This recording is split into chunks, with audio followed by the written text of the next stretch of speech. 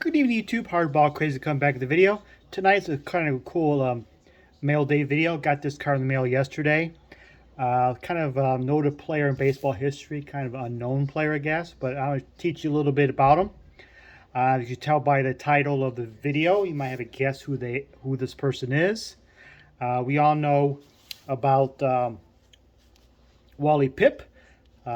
This is 26 exhibit Wally Pipp. Of course, he's the one that took himself out of the lineup because he had a terrible headache, and was later replaced by Lou Gehrig here. And Lou Gehrig, of course, ran away with a starting spot and becoming the Iron Man, an all-time great and one of the greatest ever.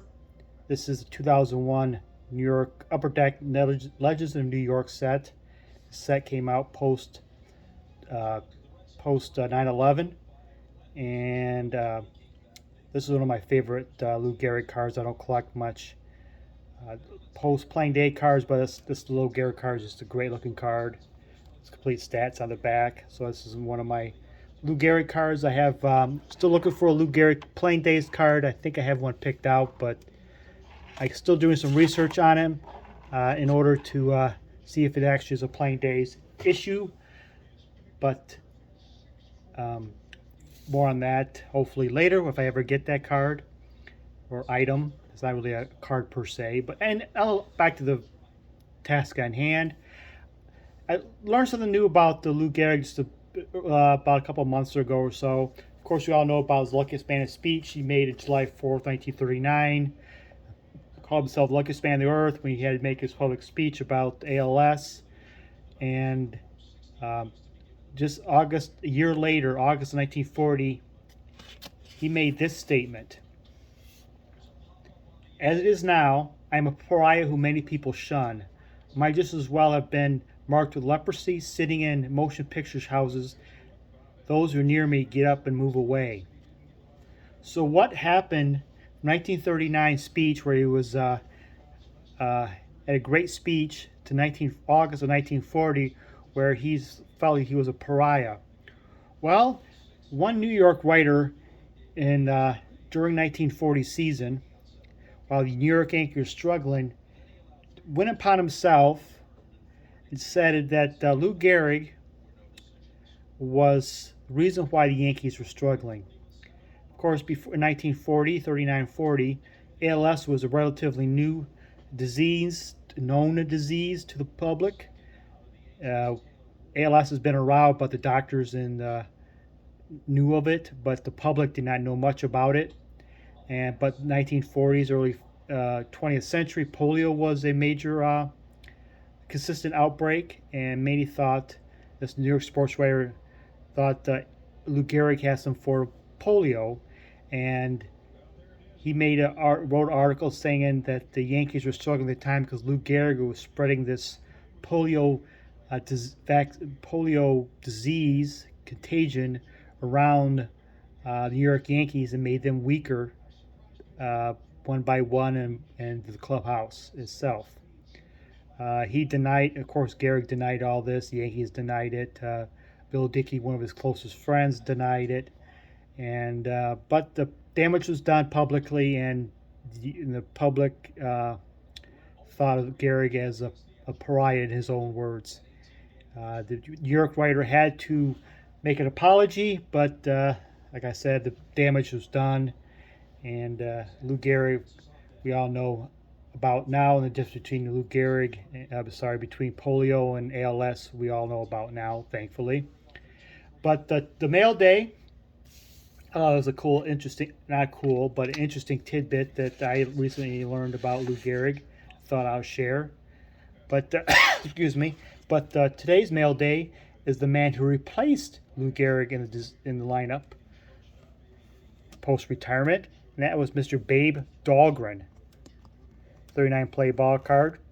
Even back of his card it mentions about replacing Mr. Gehrig, the Iron Man.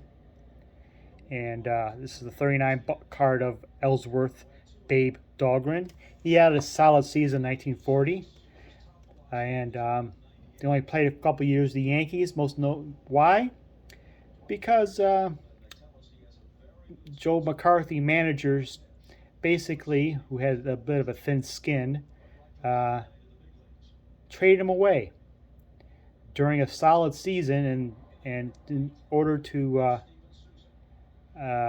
he started the rumor supposedly to a New York writer that the Yankees lost a game in 1940, which may have cost them the pennant. If Babe wasn't smoking marijuana, we would not have lost that game. Of course, Dahlgren denied these rumors, this statement, but it dogged him throughout his career. He was traded away while he was with Brooklyn. Branch Rickey asked him flat out, "Did you smoke marijuana? Do you smoke?" He said, "No, of course not." But Branch Rickey also traded him away, and those rumors, wherever he went, was right with him. And he had playing for like 7 or 8 teams throughout his career, and he did make an All-Star team in '43. He had a good, solid career, but those rumors dogged him so much, he went to the commissioner's office himself and voluntarily asked to be tested for marijuana. The test came negative, and Dahlgren was hoping that it would clear his name, of course, but unfortunately it did not. His testing for the drug, he became the first person ever to be tested for drugs in Major League Baseball history. He went to Commissioner Landis and says, "Would you please clear my name?" And he says, "I will." But within the year of him meeting with Dahlgren, Kennesaw Landis and met with Dahlgren, Landis passed away. So Dahlgren had this cloud over his head many years after.